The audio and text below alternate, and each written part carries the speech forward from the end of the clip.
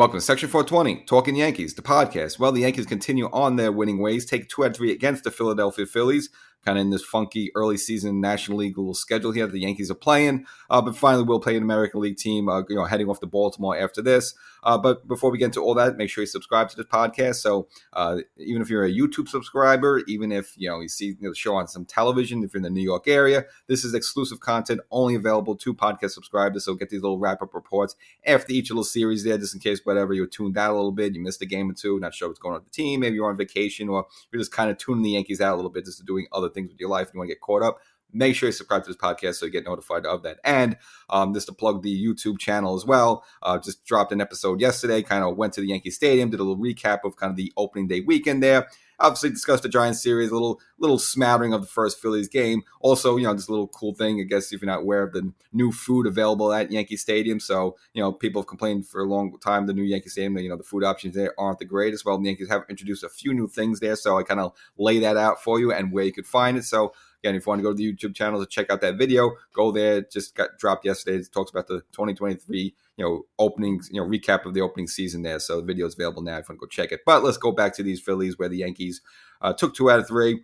And, going in is similar to the Giants series. If you just look at the lineup just the way they are right now, it's a situation where you figure you really should have swept them. But, okay, at the bare minimum, you take 2 out of 3. Herman got cuffed up a little bit there in the second game, which we'll get into. But overall, it's a good series for the Yankees. And most importantly, like this to see this way Garrett Coles is locked in really this early. He looks great right now.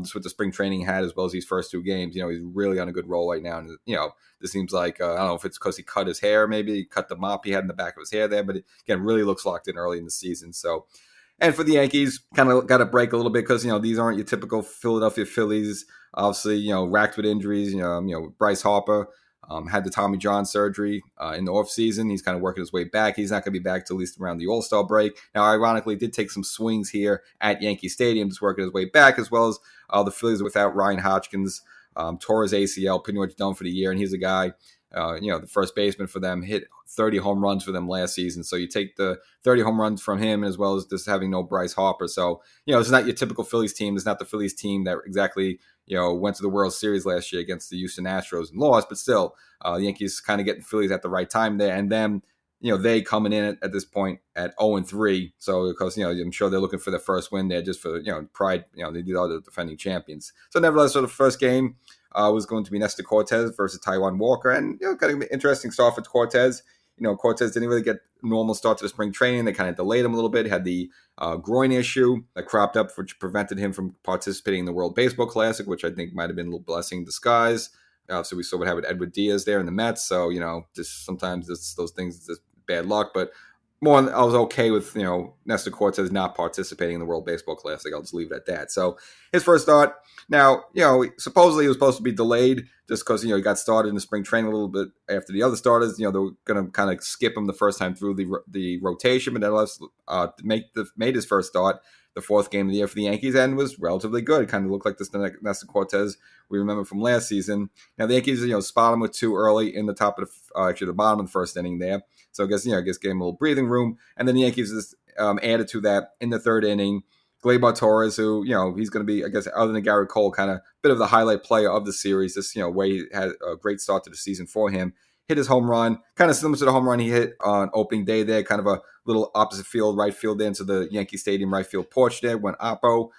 So it was actually his 100th career home run for him. And at that point, put the Yankees up 3-0. But it was really the 8th inning where the Yankees has put the game away, already up 3-1, had a 5-run 5th inning, started off by Rizzo hitting a 2-run home run, and the Yankees just tacked on from there and left the bottom of the 5th inning up 8-1, and that was all Nestor Cortes needed. He himself went 5 innings, did smatter around 7 hits there, so he wasn't exactly untouchable, but was able to manage the game. Only gave up 1 earned run. Did have 3 strikeouts with no walks. So yes, even though he gave up some hits there, but I'm sure having no walks and no runners on, you figure with his first start of the year, that's as far as he was going to go. 5 innings, so they didn't push him there. And at that point, had more than enough run cushion, so there's no need to push him there. The Yankees were able to go to the bullpen the rest of the way, and the Yankees took the first game there 8-1, and then for the Phillies, coming in for the second game there, at least at this point, 0-4, and at that point, looking to avoid their worst start since 1934 there. Now, this game was going to be a start for Domingo Germán, who did not have a good spring at all there, so kind of an important start for Germán, and Yeah, I'll give him mixed results on this. Ultimately, Herman did lose this game. He gets smacked around a little bit, wasn't even able to get out of the fourth inning. But there was a lot to like from this game for Herman. There was a period there where he was rolling. Now, he fell behind early 1-0, thanks to Kyle Schwarber there, hitting a home run in the first, put Phillies up 1-0. And then in Patrick Marsh there in the third, added to that, hit a solo home run of his own there, 2-0 for the Yankees. And for the Yankees, going up against Herman was Matt Stretch, kind of lanky left-hander there with the long hair and all that stuff. Phillies kind of have that long hair beard going thing for them. And it was really kind of a weak Yankee lineup. Obviously you're a major league player, you put in there, you got to perform. But you look at the middle to bottom part of the Yankee lineup there. You had Donaldson, Hicks, ICAF, Higgy, and then Volpe. Okay, I know Volpe, we all like Volpe, but stays a rookie. But you look at Donaldson, Hicks, ICAF, and Higgy. That's almost like 4 automatic outs right there and a rookie. So it wasn't exactly like the strongest of Yankee lineups there. Obviously it was top heavy with all the usual suspects, DJ, Judge, and Rizzo and all that stuff. But, it was kind of a bit of a weak Yankee lineup. And from there, Stretch wasn't even able to get Stretch out that far. It would actually be Bilotti coming out of the bullpen there in the fifth, was actually able to get the win there.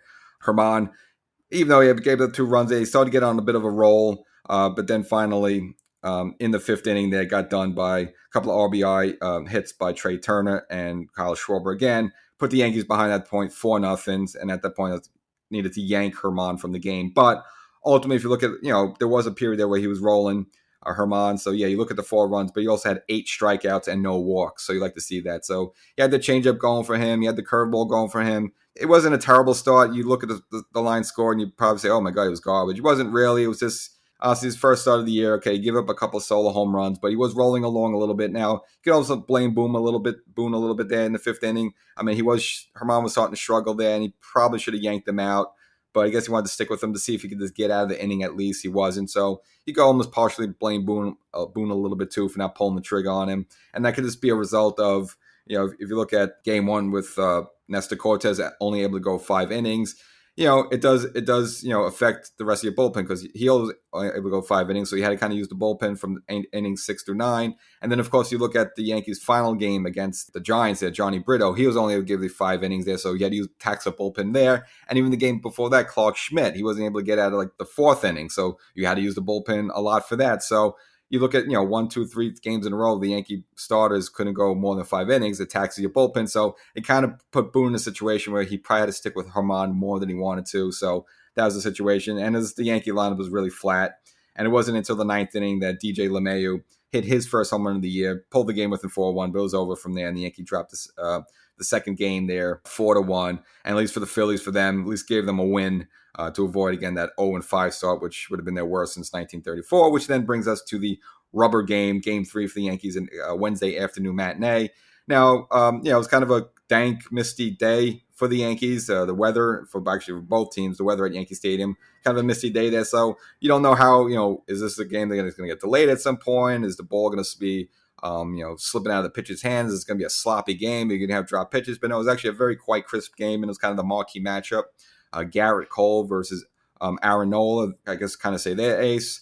So, you figure we're going to get a good pitching matchup there, but you would just hate to have the rain or the mist kind of, make them, throw the ball sloppy or kind of have them have a hard time gripping the ball. That wasn't really the case for the Yankees. Now, the Yankees were able to get on the board right away in the first inning. Judge would single, get on, steal a base, the big man, and something we saw Judge do last season. And then since he put himself in scoring position, it was Gleyber Torres with an RBI hit, put the Yankees up on the board at that point. 1-0. And, you look at Gleyber Torres, and it's funny, in the YouTube video I mentioned from yesterday, I kind of talk about Gleyber Torres. If the Yankees were to make the move, he would be maybe, the piece he would look to move just because he's making some money. But, he does put up some stats that he was some trade value. But, the way he started the season, I don't think maybe the Yankees would be looking to trade him. Right now, hitting up 421 right now for the season, 2 home runs and 5 steals. Again, Torres is not really known as a speedster. Never really was for the Yankees, but I guess it's maybe with some of these new rules in terms of the pitcher, making it difficult for them to keep runners on and limiting the amount of throws they can make. Torres has been taking advantage of it. So, I mean, he did get caught stealing once this season, but again, just 6 out of 6 games so far this season has 5 steals. So just to show you how the run game is coming back into baseball, and at least to see Gleyber Torres showing that side of himself, which we never really seen. Torres being kind of an astute base stealer, base runner. But again, he's doing it this season. So The Yankees would add another RBI single in the sixth inning, giving Cole at the point 2-0 lead. And Cole was kind of dialed in, rolling along. Only mishap, he did have one of those pitch clock violations go down. Him and Trevino kind of couldn't get on the same page on the pitch. So he'd end up putting a batter on who would ultimately score on an RBI sacrifice fly in the seventh there, which would put the Phillies at least cut the lead in half for the Yankees 2-1. But in the seventh inning, Jose Trevino with a runner on would kind of flick the bat there, hit a little flare, 2-run home run, kind of just barely went over the left field wall. Gave the Yankees at that point a 4-1 cushion, and that was kind of probably your play of the game. At that point, you felt the Yankees pretty much had the game, secured in hand. And Jose Trevino, that's kind of what we saw from last season. A lot of big hits late in the game, a lot of big doubles, some clutch home runs at right times. And, that was the way Trevino started the season, but it wasn't the way Trevino ended the season. So, if Trevino can hold that up, and he could at least give us more of that throughout this 2023 campaign, it's just all the more better for the Yankees, because when the Yankees really struggled towards the second half of 2022, a lot of it had to do with Trevino. Now his body might have gotten beat up a little bit and was out there a lot, an all-star for the Yankees. But he kind of did taper off a little bit in the second half of the season. So good to see him get one of those clutch home runs like we saw him towards the early part of last season when, again, the Yankees are rolling along there. And for Garrett Cole, ultimately finish with 6 innings pitch. Just the one earned run from that walk he allowed from the pitch clock violation that would end up coming to score on a sac fly. 8 strikeouts, not as crisp as the first game, but they did have 3 walks, but still a dominating performance. And he's looking at 2 performances by Cole to start the season there, just absolutely brilliant. Again, the first game had 11 strikeouts, this time only 8, but still very strong enough. Now the Phillies would get to the Yankees again in the 8th. Loizaga up in there. Would give up a solo home run to Kyle Schwarber, which, again, I don't mind. At that point, if you're up 4-1 and you want to challenge someone, go ahead. Don't walk them. You don't want to put two or three runners on and then someone hits a 3-run home run to tie the game. So, Loizaga, whatever, got beat. It's not a big deal. Cuts the lead in half there for the Yankees, 4-2. The Yankees still rolling there. And then Clay Holmes comes on in the 9th inning and has a 1-2-3, strikes out the side. Obviously, and I guess his third appearance this season, his strongest there, and it earns him his first save and gives the Yankees the 2-1 series win over the Phillies. And Clay Holmes didn't look the greatest, in that Saturday game against the Giants, but came back and in the game 1 and game 3 of the series looked more like his old self again. So, and especially in the third game, just striking out the side, that's the Clay Holmes we want to see. So hopefully that shoulder's healthy and he can just roll along there. And then, getting both King and Holmes right there. That's the Yankees. That's what the doctor ordered for the Yankees, because you just need that back of that bullpen solidified there, and the Yankees kind of roll from there. So Yankees take 2 out of 3. Really should have swept this series, but I'll be okay. Game 2, whatever, was a bit of a throwaway game. I think a lot of circumstances kind of forced Cole to Boone to stick with Herman there, kind of cost the Yankees, but it's not the worst thing in the world. So Yankees right now sitting at 4-2. Now they finally take the show on the road, but not as soon as you think. So they were supposed to, help, christen the Orioles opening, home opener in Baltimore there, but of course they're foreseeing rain there. So right now they've canceled the Thursday game, and that's actually going to be a part of a afternoon nightcap for Friday. So I guess the Oriole fans and, because whatever Yankee fans made the trip down there, you just have to wait a little bit, for that opener. So that'll be on Friday. And, funny, if you look at the stands, especially today for this third game, the stands weren't that full just because it's an afternoon game. And, I know a lot of kids at schools are off this week just with the Easter and Passover holidays around. So, there were kids in there, but it's still a little bit of a light crowd. And it obviously saw a lot of red jackets and red jerseys. So a lot of Philly fans made a drive up to the turnpike there. So I guess, they got, unfortunately, their drive home not going to be too pleasant right now as the Phillies go start the season at 1-5 there, and the Yankees now 4-2. So that's the series. Hope you like the episode. Make sure you subscribe. Check out the latest video. Right now it's on YouTube, so you want to check that as well. And we'll catch you next time.